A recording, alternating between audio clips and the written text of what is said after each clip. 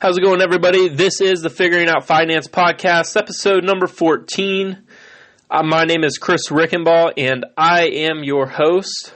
Just getting back from a few days in St. Louis for my brother's wedding, and a good time out there seeing some family and getting to see some people that I haven't seen in a while, and being able to talk about it a little bit because I was able to book that flight on points. I believe it was going to be about $250 per ticket, but we were able to book that on points. So the only fees that we had to pay were $22 total. So it would have been $11 for each ticket. So another bonus for the travel hacking that I get to talk about, and a good weekend out in St. Louis. So I'll definitely have to go back to see some of the museums, or the one museum that's in town. I wasn't able to get to it, but we were able to see the Budweiser Brewery, the Arch, and, just get to hang out and enjoy the day. But anyway, I have a great episode for you guys today, and this is going to be all about travel hacking for beginners. So breaking down what is travel hacking, how can you use points and miles, the personal versus business cards, how to hit your minimum spend, the Chase 524 rule, and what are some other creative ways that you can use your points. So, jumping right into it here, what is travel hacking? So, if you want to cut out the fancy terms and lingo, it's simply using points or miles used from purchases used on a credit card to reduce your travel expenses. So, breaking that down, it's really just using. So when you spend on your card, you're able to use points, or you're able to earn points or miles based on the amount that you spend on that card. So some people use one card, and then some people use a lot. So the people who really dive into this, they're opening more cards or different cards that are able to have bigger rewards for hitting a minimum spend in a certain amount of months. So all the really big travel hackers, they're really, really in touch with this, as they know what card to open, how to get the most points out of just opening their cards and using it for their normal expenses throughout their day. So, for example, a Chase Sapphire Preferred, when I opened it, you had to spend $4,000 in 3 months for 60,000 points. So for somebody to earn 60,000 points just using their card for normal purchases, not thinking about trying to hit the sign-up bonus, they could probably go a whole year without hitting that 60,000, to where you're able to hit that 60,000 if you're really in touch with the travel, with all the cards and travel stuff. You're able to find another card right after you hit that minimum spend in 3 months, and you're able to sign up for another card and do the same thing. So you're not able to get that same card for 24 or I think 48 months, but you would be able to sign up for another card and earn more points. So if you opened up another card with the same bonus points, you could have hundreds of thousands of points compared to somebody just using one card for the entire year. So, but why it's not completely free is that sometimes when you're booking airline flights, you'll get charged a fee. So like for my St. Louis trip and for Hawaii, the only fees that I was tagged onto were the airline fees. So for the St. Louis trip, it was $11 per ticket, just with extra rates and fees. And then for Hawaii, it was $33 per ticket. So it's traveling for nearly free, but there is a way to travel for completely free if you're using the points and games strategy. So it is possible. So moving on to how can you earn points and miles. So you're basically, when you sign up for the debit card, you know exactly how much you're spending per month. So you're looking for that sign-up bonus. So for example, on the Chase Sapphire Preferred, you're looking at the $4,000 spend in 3 months. So if you know you spend a little more than $1,500 per month, you're going to be in the clear, especially if you're paying it off. So if you're starting to keep a balance on that card and the interest is starting to hit, you're probably not going to get those points because you're carrying debt. So you need to be paying them off just at least at the end of its monthly term, or you need to be paying it off every 2 weeks, just being responsible and using it like a debit card, to where if you don't have the money in your account, you can't spend it.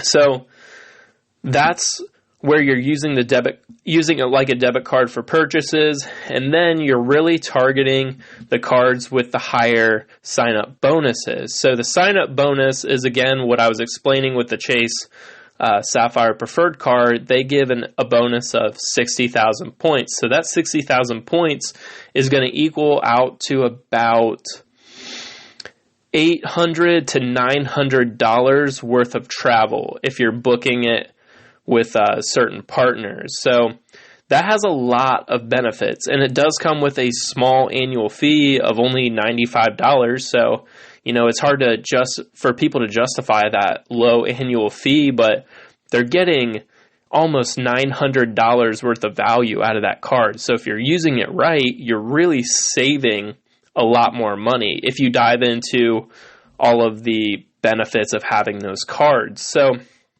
and then you're on some specific cards with Amex, Chase, Discover, wherever you use, you're able to get more points based on where you spend the card. So restaurants, gas, travel, hotels, some of the cards go up to 5 times the points on restaurants. So say you go to a restaurant, spend $20, and you use your card with the 5 times, you're going to be able to get 100 points off of that one, compared to if you're using a card with a low multiplier, it would only be 20 points. So really diving into what that card is best for. So the Chase Sapphire Preferred is pretty good on all of those. I can't remember off the top of my head what the multiplier is, but the Amex Gold personal card does the same thing, to where they have a lot of good multipliers on them as well. But justifying the high annual fees, like I was talking about, spending $95 for about $900 worth of value, that's something you really have to look into. And hotels do the same thing, some airline cards.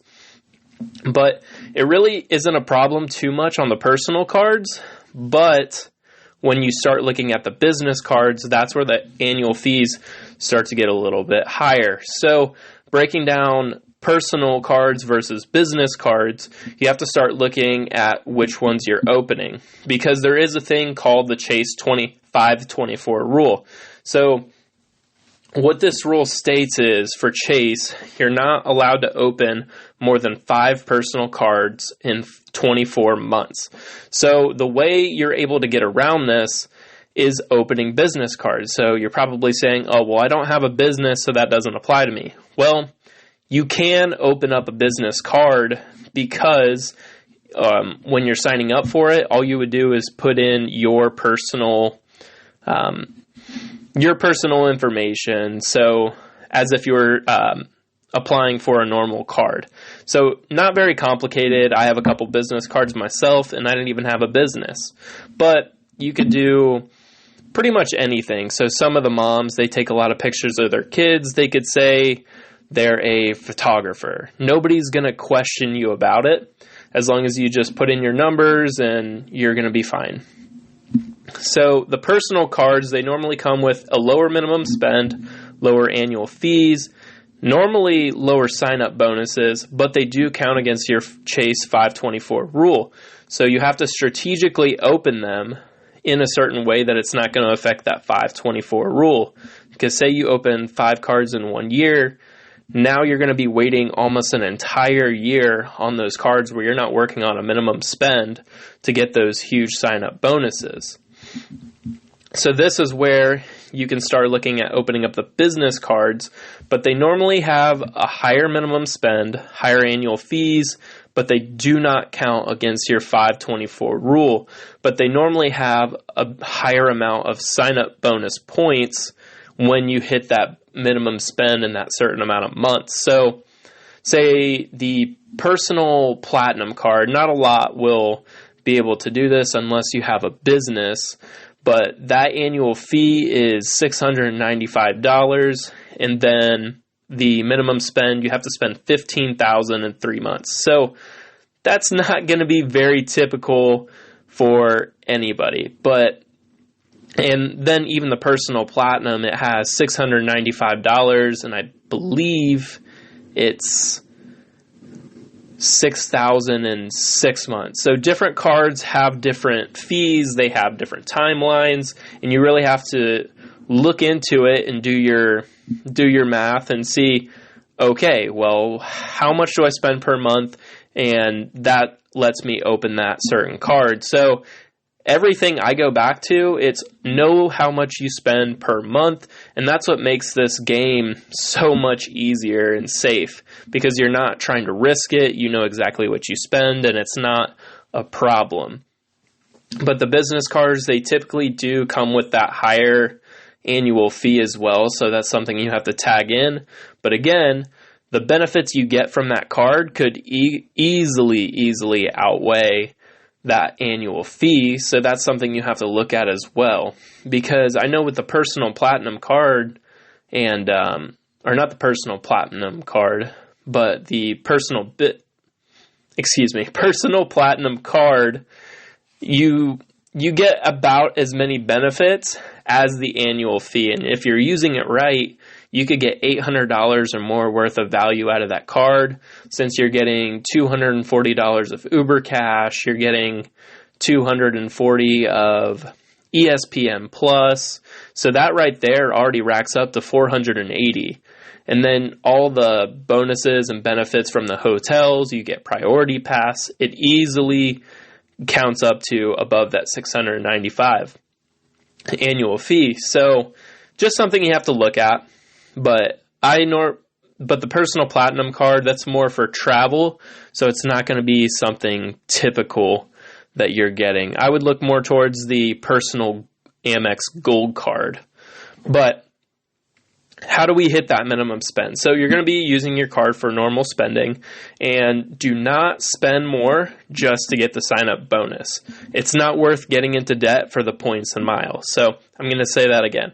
Do not spend more just to get the sign-up bonus, because it's not worth getting into debt for the points and miles.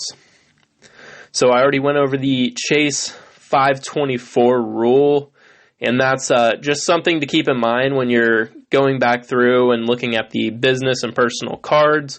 Say you open one personal card, then you open a business card. Then you go back to personal and business, and then you have to start getting creative once you get closer to that 524 rule.